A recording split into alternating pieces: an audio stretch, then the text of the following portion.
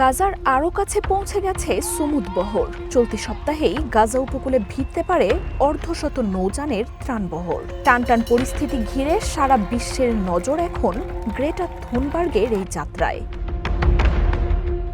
মঙ্গলবার ইসরায়েলি সমুদ্রসীমায় প্রবেশের আগেই সুমুদ বহরকে যাত্রা বাতিলের আহ্বান জানায় ইতালি। তবে বহরে থাকা অধিকার কর্মীরা সেই ডাক নাকচ করে দেন।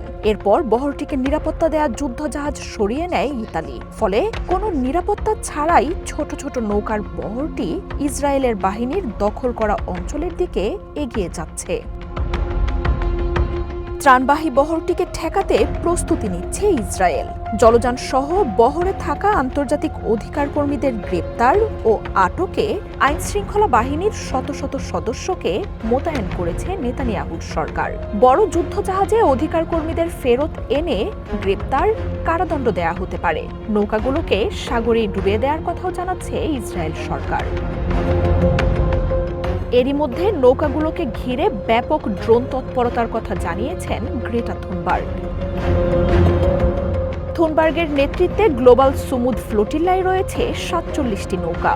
ইসরায়েলি অবরোধ ভেঙে ত্রাণ নিয়ে এসব নৌকায় গাজার পথে ৫০০-র বেশি অধিকার কর্মী।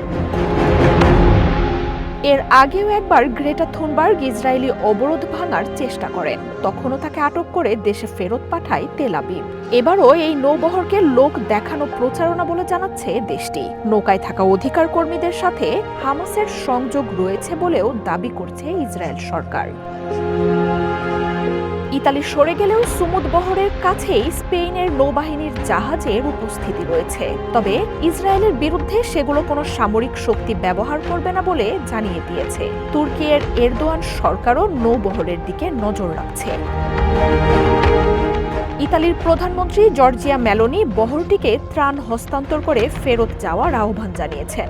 বলেন, নৌবহরটির এই মিশন ট্রাম্পের শান্তি পরিকল্পনাকে ব্যাহত করবে। তবে গ্রেটা থুনবার্গের দলটি ট্রাম্প ও নেতানিয়াহুর দেয়া শান্তি প্রস্তাবকে পুরোপুরি নাকচ করে দিয়েছে। প্রস্তাবের আড়ালে নেতানিয়াহু গাজায় গণহত্যা চালাচ্ছে বলে জানিয়েছে দলটি।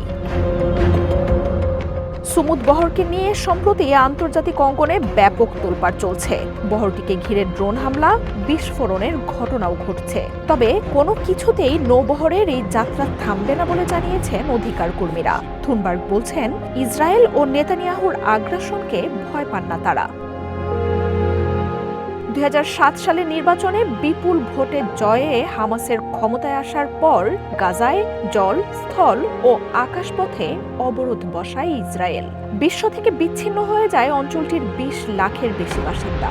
২ বছরের যুদ্ধে গাজায় পানি থেকে শুরু করে খাবার, চিকিৎসা সহ নিত্য প্রয়োজনীয় সব সরঞ্জাম বন্ধ রেখেছে তেল আবিব। দুর্ভিক্ষ পীড়িত গাজায় খাবারের অভাবে ২,০০০-এর বেশি মানুষের মৃত্যু হয়েছে বলে ধারণা করা হচ্ছে। বিশ্ব নেতারা বড় বড় সম্মেলন করেও ইসরায়েলের অবরোধ ভেঙে অঞ্চলটিতে ত্রাণ পাঠাতে ব্যর্থ হন। এর জবাবে ছোট নৌকায় করেই সমুদ্র পথে গাজার অবরোধ ভাঙতে রওনা দেয় সুমুদ বহর, যেখানে যুক্ত হন বিশ্বের নানা প্রান্তের নানা পেশার অধিকার কর্মীরা। মার্জিয়া উপমা, ওয়ান ইন্টারন্যাশনাল ডেস্ক।